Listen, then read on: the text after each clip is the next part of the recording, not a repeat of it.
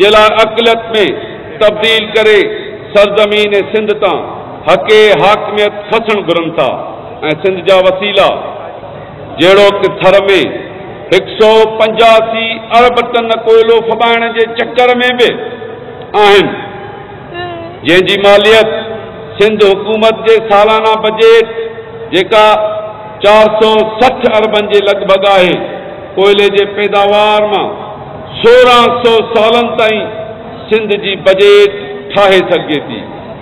मुंहिंजा भाइरो, थर जो कोयलो एतिरे ई त बेपनाह मालियत जो आहे जो जेकॾहिं इन जी मालियत 6 करोड़ माण्हुनि में तक़सीम कजे त हिक माण्हूअ खे 1 करोड़ 25 लख रुपया आराम सां अची सघनि था।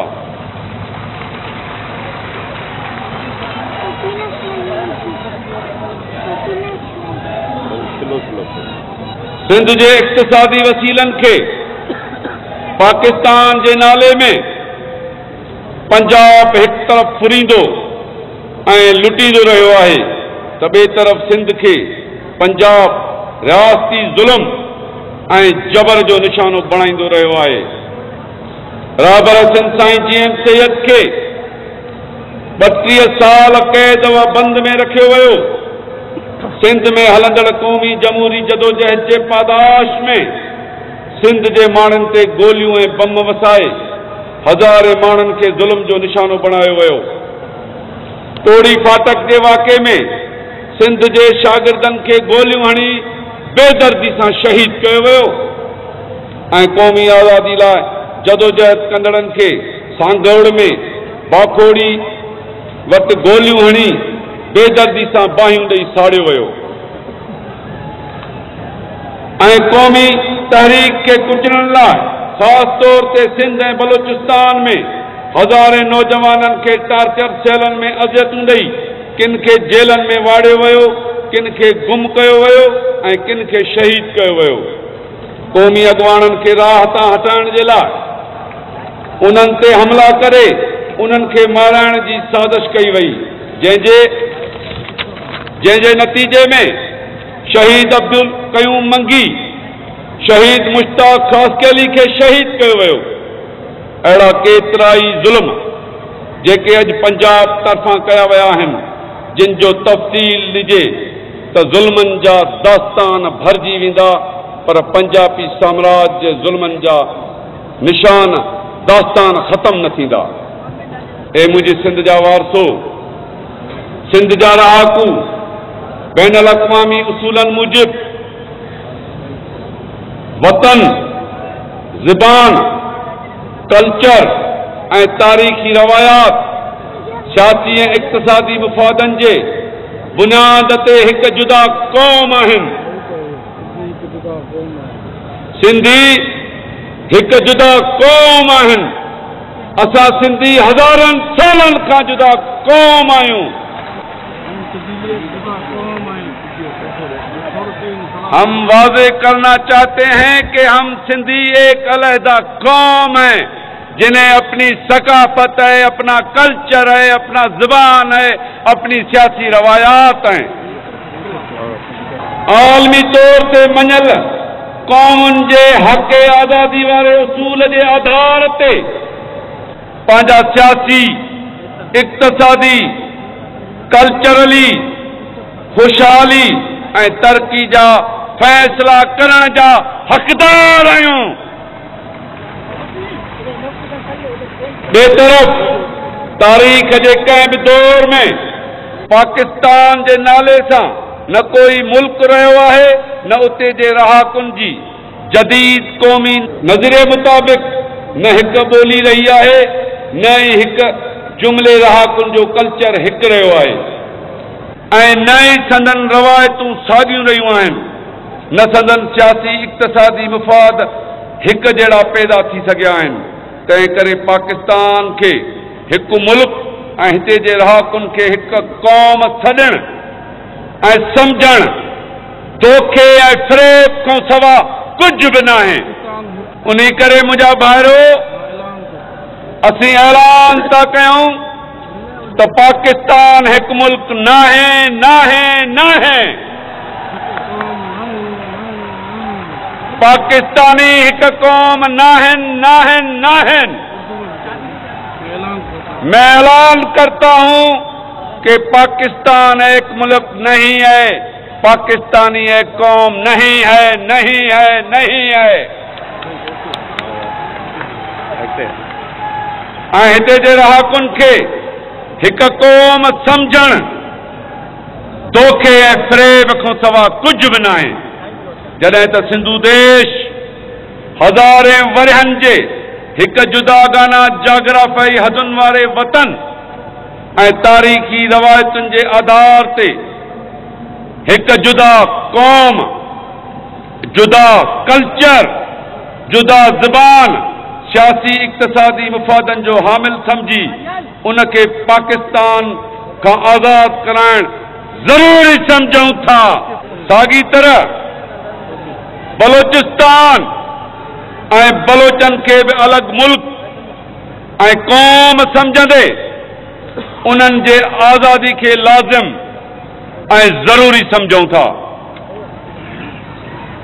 वाज़ेह हुजे त पाकिस्तान मज़हब जे ग़लति तशरीह जे नाले में नफ़रत ऐं निफ़ाक़ जे वसीले वजूद में आंदो वियो आहे, जंहिं करे हिन जो वजूद न फ़क़त सॼी दुनिया लाइ नफ़रत ऐं तबाही जो सबबु बणिजंदो पियो वञे, पर पाकिस्तान जे हुजण करे जंहिं ते न फ़क़त इक़्तिसादी तरह ॾेही ऐं परॾेही पॉलिसियुनि ते पिणु पंजाब जी हिक हटी क़ाइमु आहे, उन सबबु करे मज़हबी इंतहा पसंदी, दहशतगर्दी वारी सोच खे हथी ऐं हिम्मत अफ़ज़ाई कई वञे थी, जंहिंजो शिकार न फ़क़त सॼी दुनिया ऐं इंसान ज़ात थी रही आहे, पर सिंध जेका सदियुनि खां मुख़्तलिफ़ मज़हबनि खे सांढण जे बावजूद मज़हबी रवादारी वारो रवैयो बरक़रार रखियो अचे, उन जे माण्हुनि में मज़हबी शिदत पसंदी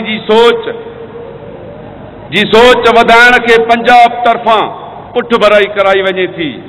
दुनिया जे आलमी ताक़तुनि, ख़ासि करे 5 वॾियुनि ताक़तुनि अमेरिका, बरतानिया, रूस, चीन, फ्रांस खे अपील थो करियां त सिंध जे अदम तशद्दुद वारे आवाज़ ते ध्यानु ॾेई सिंध जे आज़ादी में मदद ऐं सहकार कयो वञे।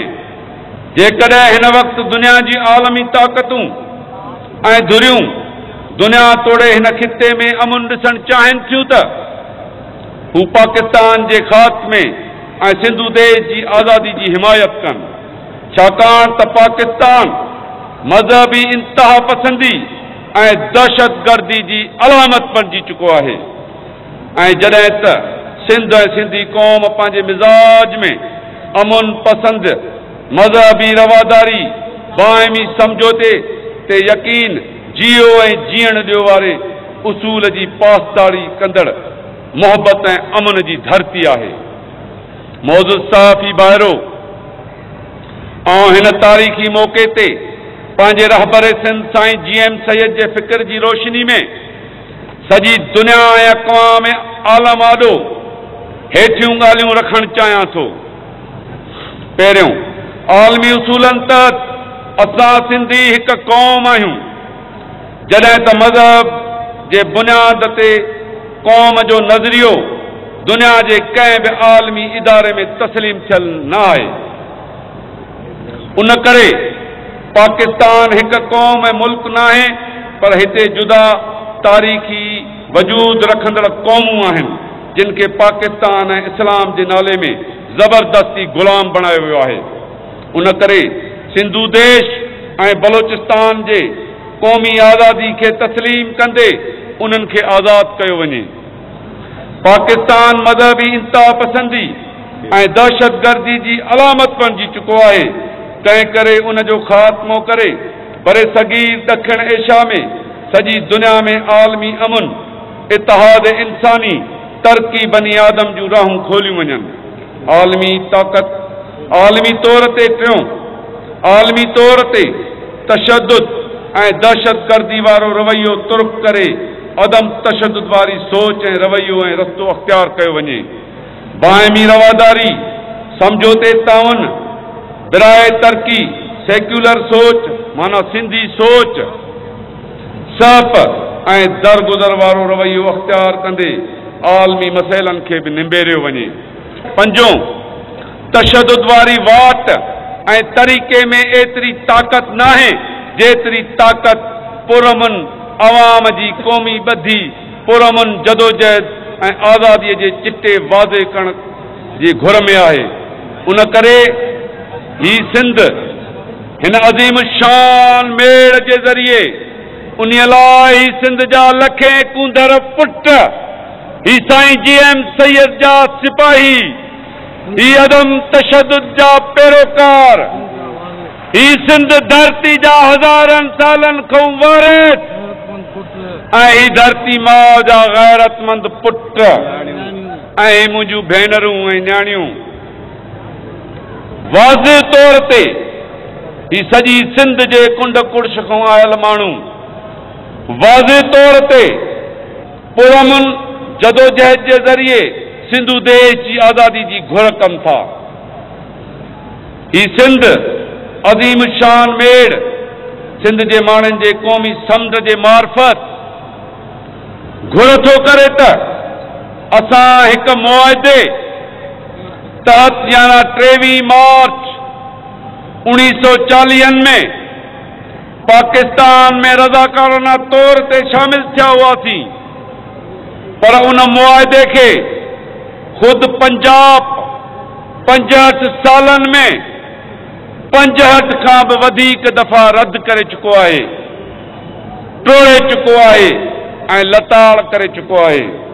तंहिं करे हाणे पाकिस्तान जे रहण जो को बि इख़लाक़ी जवाज़ कोन्हे।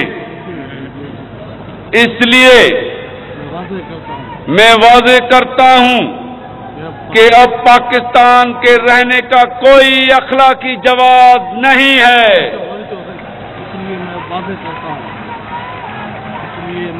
हम सिंधी 1940 वाली मुआहदे को अलविदा कहते हैं। उन्हीं करे मुझा सिंध जा वारसो आज मार्फत लखे सिंधी मानन जे हिन किरोणे मानन जे में जंहिंजी नज़र खुटे ही कोन थी, इन्हीं मानन जे मार्फत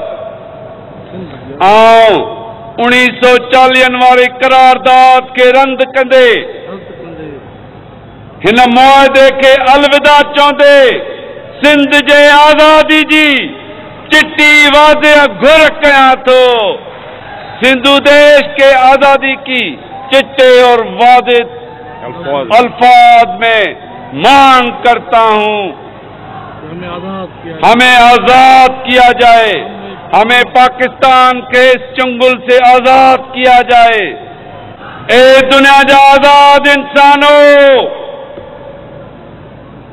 कौमों,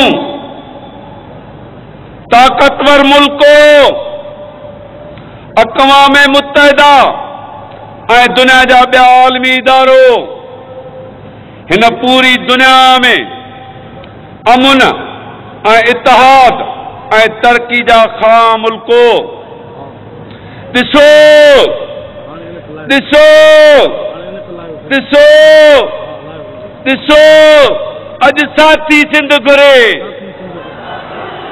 सिंध घुरे थी, सिंध घुरे थी, सिंध घुरे थी, सिंध घुरे थी, सिंध घुरे थी, सिंध घुरे थी, सिंध घुरे थी।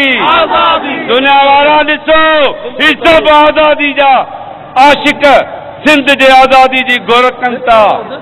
देखो मेरे भाइयों, देखो सिंध घुरे थी, सिंध घुरे थी, सिंध घुरे थी। सिंध को चाहिए आजादी, ये औरतें कह रही है सिंध घुरे थी, सिंध घुरे थी। अॼु दुनिया वारनि खे ऐं पंहिंजे साफ़ी ॿारनि खे इहा गुज़ारिश थो कयां त जेके माण्हू चवंदा आहिनि त क़ौम परस्त हिकिड़ी सीट बि खटी नथा सघनि, अॼु अवामी समुंड जे मार्फत ही लखे सिंध जा किरोड़े कूंदड़ पुट, ही सिंध जूं न्याणियूं, ही सिंध धरती जा वारिस अॼु चिटे ऐं वाज़े तौर ते सिंधु देश जी आज़ादी जी घुर कनि था।